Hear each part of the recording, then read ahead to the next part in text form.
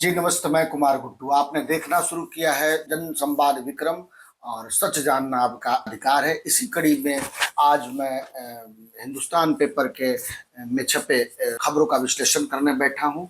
आप एक बार जान लीजिए कि अखबार हो, टीवी हो, जो भी सूचना का केंद्र है उसको बिहार सरकार और भारत सरकार द्वारा कुछ राशि मिलती है उसको चलाने के लिए। इस एवज में सरकारों को भी खुश करने के लिए वो पेपर और मीडिया हाउसेज उसको पेड न्यूज की तरह तो नहीं चला सकती, मगर न्यूज तो रहती है पेड ही, मगर उसको न्यूज की तरह दिखाया जाता है। उसी क्रम में आज देख लीजिए कि हिंदुस्तान में जो छपा है वो पेड न्यूज कैसे है।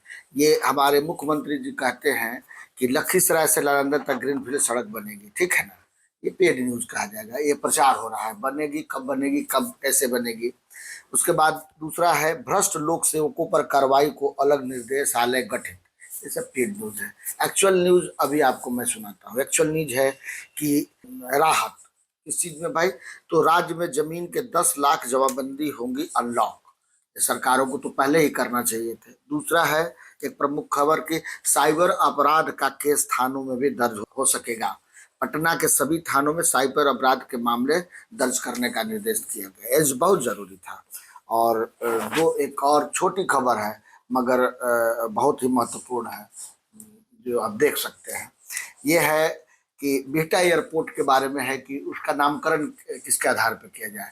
तो बहुत से सामाजिक संगठन स्वामी सहजानंद सरस्वती जी के नाम पे बिहटा एयरपोर्ट को करने का आवाज उठा रहे थे, क्योंकि बिहटा उनकी कर्मभूमि रही थी। इसी क्रम में इस बात को नया दिशा दिया है उपेंद्र कुशवाहा जी ने राज्यसभा में। इसको कर्पूरी ठाकुर के नाम पे करने के लिए राज्यसभा में इसकी बात उठाई है। बिहार में नवंबर में चुनाव है, इस बात को लेकर रस्साकसी चलते रहेगा। देखिएगा इसी क्रम में क्या घोषणा होती है। दूसरा एक जन सुराज के प्रणेता प्रशांत किशोर जी का एक न्यूज है जो बेहद ही सरगर्भित है। उन्होंने कहा है कि राजद की तरह झूठे वादे नहीं करता जन सुराज। उनका कहना है कि जो माई बहिना योजना है उसको अगर देने में बिहार के महिलाओं को दिया जाए तो लगभग 1.5 लाख करोड़ रुपया खर्च आएगा प्रतिवर्ष। इसकी भरपाई कहाँ से होगी और इसका पैसे का आवक कहाँ से होगा। तो प्रसाद जी का कहना है कि आप वही वादा करो जो आप दे सकते हो। और फिर आगे बढ़ते हैं जो इंटरनेशनल न्यूज है, जिसको लेकर कल सदन में बड़ा ही हंगामा हुआ। एक तरफ विपक्षी दलों ने सदन में हथकड़ी लगा के सदन के बाहर प्रदर्शन किया, क्योंकि जो हमारे 104 प्रवासी अमेरिकी नागरिकों को भारत लाया गया और लाने की प्रक्रिया पे उनका विरोध था। और दैनिक भास्कर लिखता भी है कि कमाने गए थे आतंकी की तरह लौटे। हाथों में हथकड़ी, 40 घंटे आपको वो हवाई जहाज में बांध के रखा गया, टॉयलेट करने और किसी भी तरह की सुविधा आपको नहीं दिया गया। इस पे भारतीय संसद के विरोधी दलों ने, विरोधी नेताओं ने बड़ी आपत्ति दर्ज की है।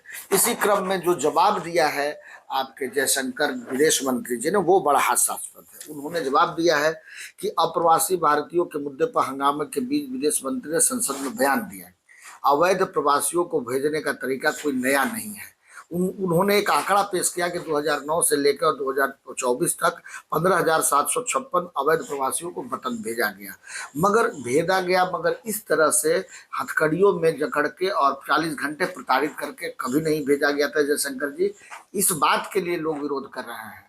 अगर भेजा गया था तो कोलंबिया के राष्ट्रपति ने अपने 2 विमान भेज के अपने नागरिकों को उन्होंने अमेरिका से वापस बुलवाया और सम्मान पूर्वक बुलवाया। उसी तरह से आपको भी 2 विमान भेज के अपने नागरिकों को बुलवाना चाहिए था।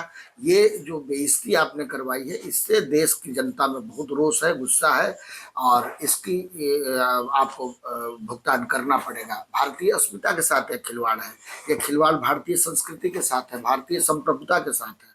आपको इस बात का जवाब देना पड़ेगा, न कि भेजने के आने के। अब सतत आ रहा है इस पे। आप जिस बात पे लोगों की आपत्ति है कि लोगों को अपमानित करके भेजा गया, उस पे आपको जवाब देना पड़ेगा। इसी क्रम में जो है सो कि एक छपा है हिंदुस्तान में, एक आप बीती व्यक्ति का, उनका एक पीलीभीत के है, पूर्व निवासी गुरप्रीत सिंह के लिए अमेरिका पहुंचना और यहां से वतन वापसी किसी दर से कम नहीं है। गुरप्रीत ने बताया, मैं अपने देश आकर बहुत खुश हूं।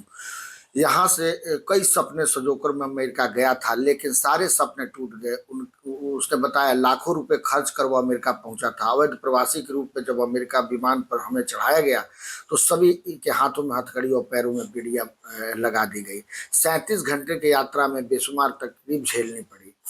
वॉशरूम भी इन्हीं हालातों में जाना पड़ा। अमृतसर पहुंचने हथकड़ी और पैरों की बेड़ियां तो खोला गया। वतन वापसी के बाद मैंने राहत की सांस ली, क्योंकि यह पीलीभीत पुलिस की टीम मुझे अपने साथ लेकर पूर्णपुर लौट आई। पुलिस ने रास्ते में हापुड़ में खाना खिलाया और अच्छा व्यवहार किया।